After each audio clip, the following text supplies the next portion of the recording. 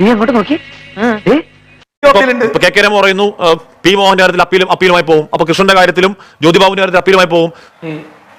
നിങ്ങൾ തമ്മിലുള്ള അവസാനത്തെ സംഭാഷണം കേട്ടപ്പോ ശ്രീ ഹാഷ്മി, എന്റെ മനസ്സിൽ വന്ന വാചകം ജഗദീഷ് അവതരിപ്പിച്ച താക്കോൽ അതിന് നമ്മുടെ കയ്യിൽ ഇല്ലല്ലോ എന്ന വാചകമാണ് ശ്രീ എം പ്രകാശന്റെ വാചകം കേൾക്കുമ്പോൾ എനിക്ക് ഓർമ്മ വന്നത്.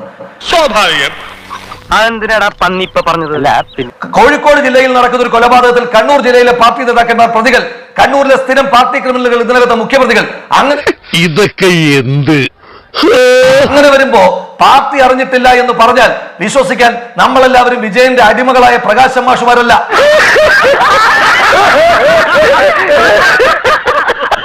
സമയം സംഘടന തുടങ്ങിയിട്ട് കുറച്ചു നേരമായി.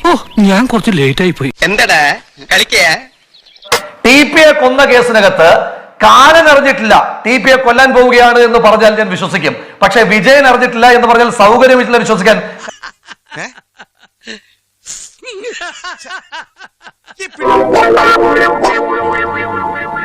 കഴുത്ത് വരെ പെരുമ്പാമ്പ് വിഴുങ്ങി അവന്റെ തലയിൽ ഹാന തോറ്റെന്ന് പറഞ്ഞ പോലെ. നീ നിന്റെ തലയാണ് ഉദ്ദേശിച്ചത്. TP ചന്ദ്രശേഖരൻ കൊന്നത് പാർട്ടി അറിഞ്ഞിട്ട് തന്നെയാണെന്ന ബോധ്യം നന്നായിട്ടുള്ളയാളാണ് ശ്രീ എം പ്രകാശൻ. പക്ഷെ ന്യായീകരിക്കേണ്ടി വരുന്നതുകൊണ്ടാണ് ബേജാറാക്കുന്ന വർത്താനം പറയല്ലേ അപ്പക്കുട്ട. എന്തുകൊണ്ടാണ് ഗോവിന്ദന് വിജയനെ പോലെ ഒരാൾ ഇത്രയും കൊലർതായ്മകൾ ചെയ്തുകൊണ്ടിരിക്കുമ്പോഴും സൂര്യനാണ് എന്ന് പറയേണ്ടി വരുന്നത്? എന്തുകൊണ്ടാണ് ഡിവൈഎഫ്ഐക്ക് പിണറായി വിജയൻ തീയിൽ കുരുത്ത കുതിരയാണെന്നും കാറ്റിൽ പറക്കുന്ന കഴുകനാണെന്നും വാഴ്ത്തി പാടേണ്ടി വരുന്നത്? വേണ്ട, അതിപ്പോ ഓരോ കീഴ്വഴക്കങ്ങളാവുമ്പോ മുറ്റത്ത് ഇന്നോവ തിരിക്കാനുള്ള ഇടമുണ്ട് എന്ന പൊളിറ്റിക്കൽ സ്റ്റേറ്റ്മെന്റ് വിജയൻ കൊടുത്തിട്ടുണ്ട്. കൊല്ലുന്നു പറഞ്ഞ നടേശം കൊന്നിരിക്കും.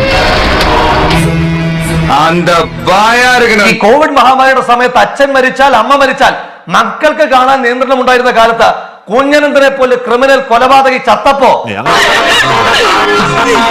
CPM നടത്തിയിട്ടുള്ള പ്രകടനം നിങ്ങൾ മറന്നുപോയോ? പിണറായി വിജയൻ എന്താ എഴുതിയത്? പിണറായി വിജയൻ എഴുതിയത് ഈ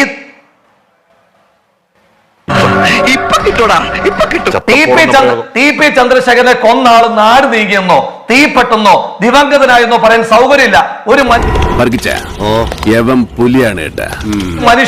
ഒരു മനുഷ്യനെ പച്ച ജീവനെ 51 വെട്ടുപറ്റിയ കുഞ്ഞനന്തൻ ചത്തു എന്ന് തന്നെയാണ് ഞാൻ പറയുന്നത്. അതങ്ങോട്ട് മാർക്ക് ചെയ്തോളൂ ശ്രീ ഹാഷ്മി. എനിക്കതിനകത്ത് ഒരു റിഗ്രറ്റും ഇല്ല. കാരണം ആളെ കൊന്നവൻ, TP പോലും മനുഷ്യനെ നിഷ്ഠൂരമായി കൊന്നവനെ ചത്തു എന്ന് തന്നെ വിശേഷിപ്പിക്കാൻ എനിക്ക് സൗകര്യപ്പെടുത്തുള്ളൂ. അല്ലെങ്കിൽ താങ്കൾക്ക് എന്നെ ഒഴിവാക്കാം, പക്ഷെ എന്റെ വാചകം ഒഴിവാക്കാൻ കഴിയില്ല. 100% ഞാൻ യോജിക്കുന്നു. ഞാൻ പോകുന്നു. Bye bye.